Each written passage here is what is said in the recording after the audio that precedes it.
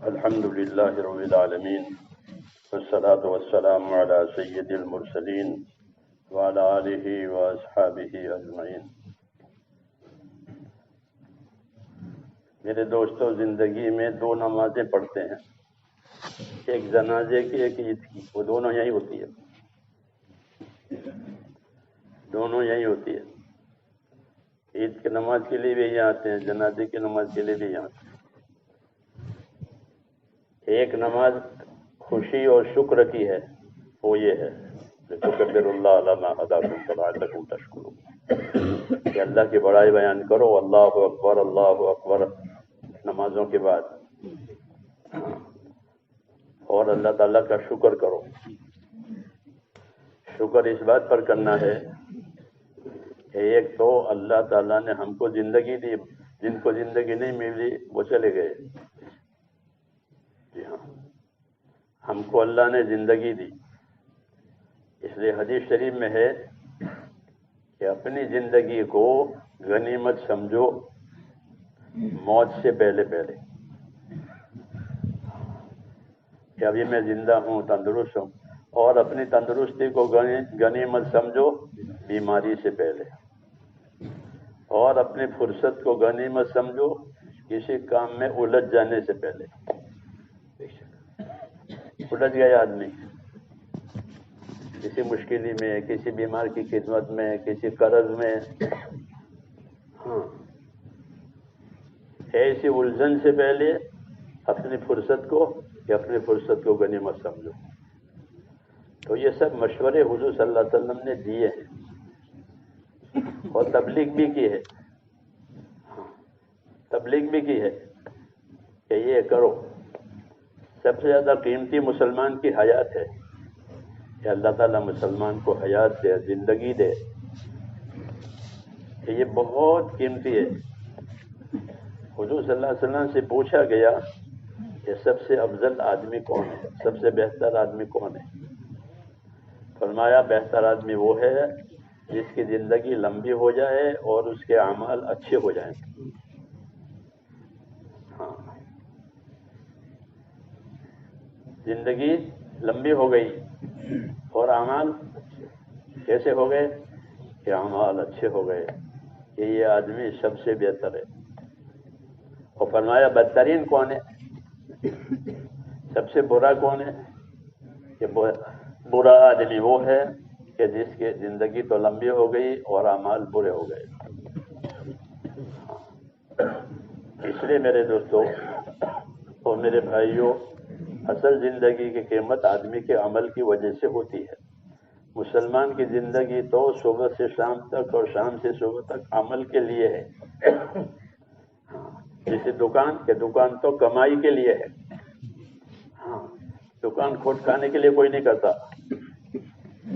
چاہے ٹھیریا ہو، جی ہاں، کھوٹ کھانے کے لیے کوئی نہیں کرتا، بلکہ نفع کمانے کے لیے کرتے ہیں۔ تو ہر آدمی، حدیثوں میں ہے کہ ہر آدمی کی زندگی اس کی تجارت ہے۔ بعض لوگ اس تجارت میں کھوٹ کھاتے ہیں، بعض نفع اٹھاتے ہیں۔ صبح ہوتی ہے، شام ہوتی ہے، زندگی تمام ہوتی ہے۔ تو ہر آدمی فرمایا کہ وہ تاجر ہے اپنی زندگی میں، اور دنیا گویا ایک طرح کا ایک بازار ہے عمل کرنے کے لیے۔ اس میں کچھ لوگ وہ ہوتے ہیں جو صبح سے شام تک کماتے ہیں۔ کیا کماتے ہیں؟ کہ نیکی کماتے ہیں، نیکی کماتے ہیں۔ ہر موقع کا عمل، ہر موقع کا حکم پورا کرنے سے اس موقع کی نیکی ملتی ہے۔ اور نیکی آدمی کی زندگی کی اصلی آمدنی ہے۔ اصلی آمدنی اس کی زندگی کی کیا ہے؟ کہ اس کی نیکی ہے، کہ نیکی سے اللہ تعالیٰ خوش ہوتے ہیں، اور خوش ہو کر نیکی کا بدلہ بڑا چڑھا کر دیتے ہیں۔ یہ اللہ کا انعام اور احسان ہے کہ نیکی سے خوش بھی ہو جائیں گے، اور نیکی کا جو بدلہ دیں گے وہ بڑا چڑھا کر کے دیں گے۔ وَإِن تَكُ حَسَنَةً يُضَاعِفْهَا وَيُؤْتِ مِن لَّدُنْهُ أَجْرًا عَظِيمًا، کہ اگر ایک نیکی بھی ہوگی تو اللہ اس کو بڑھا دیں گے. جیسے ایک دانہ ہوتا ہے تو وہ کر کے کتنے دانوں کو لے کر آتا ہے اوپر. ایک مکئی کا بھٹا اتنا بڑا ایک دانے سے. ایسے ہی ایک نیکی کہ وہ کتنی ہی خیر کا ذریعہ بن جاتی ہے, بلاؤں کے دور ہونے کا ذریعہ بنتی ہے. اس لیے میرے دوستو اصل زندگی وہ ہے کہ جس میں آدمی کہ نیکی کماوے. نیکی کس میں ہے؟ کہ نیکی اللہ تعالیٰ کے حکموں کے پورا کرنے میں ہے. نیکی رسول صلی اللہ علیہ وسلم کی سنتوں پر عمل کرنے میں ہے. نیکی دین سیکھنے میں ہے. یہ سب راستے نیکی کے ہیں. اور اس کے لیے غریب ہو, مالدار ہو, تندرست ہو, بیمار ہو, سب برابر, سب نیکی کما سکتے ہیں. اللہ نے نیکی کو اتنا آسان بنایا ہے کہ وہ ہر حال میں کما سکتے ہو. بلکہ بعض حالتوں میں نیکی کمانا بڑا ہو جاتا ہے. جیسے ابھی 10 دن گزرے, یہ 9 دن, تو یہ 9 دن کہ حدیث میں ایک دن ایک سال کی عبادت کے برابر ہے. ایک روزہ 1 سال کے روزوں کے برابر ہے. کتنی بڑی نیکی ہے ایک روزہ, کہ ایک روزہ 1 سال کے برابر. سال پر روزہ رکھنا کوئی آسان کام ہے؟ آسان کام نہیں ہے. لیکن اللہ تعالیٰ زیادہ دیتے ہیں کہ ایک روزہ رکھا تھا کہ 1 سال کی عبادت. اور آخر میں 9ویں کا روزہ کہ وہ تو عبادت کے ساتھ ساتھ 1 سال اگلے 1 سال پچھلے گناہوں کی معافی کا بھی ذریعہ ہے. تو عبادت کا اجر بھی دیں گے, گناہوں کی معافی بھی دیں گے. پھر بھی کوئی نہ کمائے تو یہ وہ کم نصیب ہے. وہ کم نصیب ہے, اس نے اپنی زندگی کی قیمت گھٹا دی ہے کہ کھانے پینے میں, پہننے میں, اوڑھنے میں, کمانے میں زندگی چلی گئی, اور جو اصل کام تھا زندگی کا وہ رہ گیا. اس لیے میرے دوستو اپنی زندگی کو اصل کام کی طرف متوجہ کرنا ہے کہ ہم کو اللہ تعالیٰ نے عبادت کے لیے پیدا کیا ہے. اور عبادت کا پروگرام کب تک ہے؟ عبادت کا پروگرام کب تک ہے؟ عبادت کا پروگرام موت تک. وَاعْبُدْ رَبَّكَ حَتَّى يَأْتِيَكَ الْيَقِينُ, کہ اپنے رب کی عبادت میں, اے محمد صلی اللہ علیہ وسلم, اپنے رب کی عبادت میں رہو یہاں تک کہ تمہاری موت آ جائے. تو عبادت کا پروگرام کب تک ہے؟ کہ موت تک. موت کب آئے گی؟ تو موت کے لیے کل نہیں, پل کچھ نہیں. پل کے بعد کیا ہوگا نہیں کہتے. پل میں کیا ہوگا ایک پل کی خبر نہیں ہے. ہاں کل کی بات تو کل ہے, پل کی خبر نہیں. ایک پل کے بعد کیا ہوگا؟ ہاں کہ موت جلدی آنے والی ہے. جی ہاں, موت جلدی آنے والی ہے. کیونکہ وہ آ ہی رہی ہے. تو جو چیز آ رہی ہے وہ تو پہنچ کے رہے گی. ہاں, انما توعدون لآت, جس چیز کا تم سے وعدہ کیا جا رہا ہے کہ وہ تو آ کر کے رہے گی. اس لیے عقل مند آدمی میرے دوستو وہ ہے جو موت سے پہلے موت کے لیے تیاری کرے. حج سے پہلے حج کی تیاری, سفر سے پہلے سفر کی تیاری کرتے ہیں دنیا میں. کوئی میرا سفر ہے تو اس کی تیاری میں لگ جاتا ہے. شادی ہے تو شادی سے پہلے شادی کی تیاریاں. دنیا میں ہے یہ بات, لیکن یہاں آ کر کے کھوٹ کھا جاتا ہے کہ موت ہے لیکن موت کی تیاری میں نہیں ہے. اس لیے میرے دوستو یہ بہت سوچنے کی بات ہے. اللہ تعالیٰ نے اس پر ہم کو آگاہ کیا ہے کہ وَلْتَنْظُرْ نَفْسٌ مَا قَدَّمَتْ لِغَدٍ. ہر آدمی سوچا کرے روز کہ میں نے آنے والی کل کے لیے کیا تیاری کی ہے. میرے اوپر ایک کل آئے گی. ہاں, وہ کل موت کا دن ہے کہ وہ سب پر آئے گا. کوئی اسے باقی نہیں ہے. وہ کل کی طرح ہے, جب آئے گا تو اتنا نہ دی جیسے کل. تو کہاں کہ ہر آدمی یہ سوچ لیا کرے کہ میں نے آنے والی کل کے لیے کیا تیاری کی ہے. مجھ پر ایک کل آئے گی, موت. تو اس لیے میرے دوستو موت کو اس سے یاد کرنا ہے تاکہ موت سے پہلے جو تیاری کرنے کا ہم کو حکم دیا ہے وہ پوری ہو جائے.